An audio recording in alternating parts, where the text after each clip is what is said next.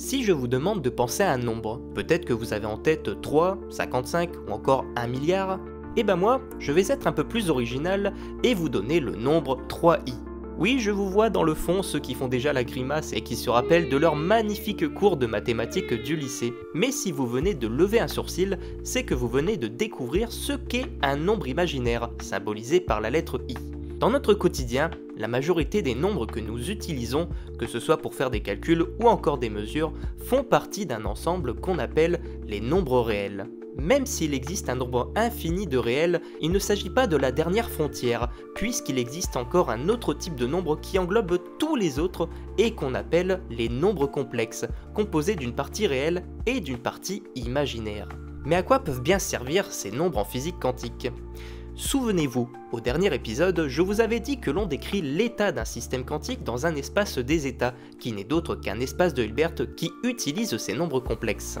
En réalité, il faut voir ces nombres comme un nouvel outil mathématique qui est une nouvelle dimension abstraite dans ce qu'on appelle un plan complexe. Commençons doucement avec un plan réel en 2 dimensions, avec l'axe X horizontal et l'axe Y vertical. On peut donner les coordonnées d'un point ou d'un vecteur en fonction de leur projection sur ces 2 axes, comme par exemple ce vecteur qui vaut 5 sur l'axe X et 4 sur l'axe Y, ou encore celui-ci qui vaut -3 sur l'axe X et 3 sur l'axe Y. Dans un plan complexe, c'est exactement la même chose, sauf qu'ici, l'axe horizontal représente les nombres réels et l'axe vertical les nombres imaginaires.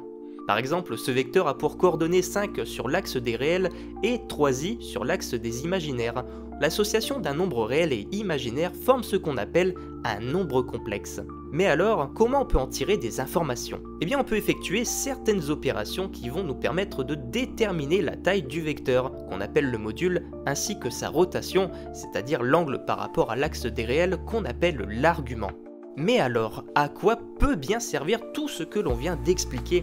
Eh bien, la chose incroyable, c'est que grâce aux nombres complexes, nous allons pouvoir définir la probabilité d'un résultat en mécanique quantique. Car tout aussi étrange que cela puisse paraître, il est impossible de connaître à l'avance le résultat d'une mesure, comme par exemple la position d'un électron autour du noyau d'un atome.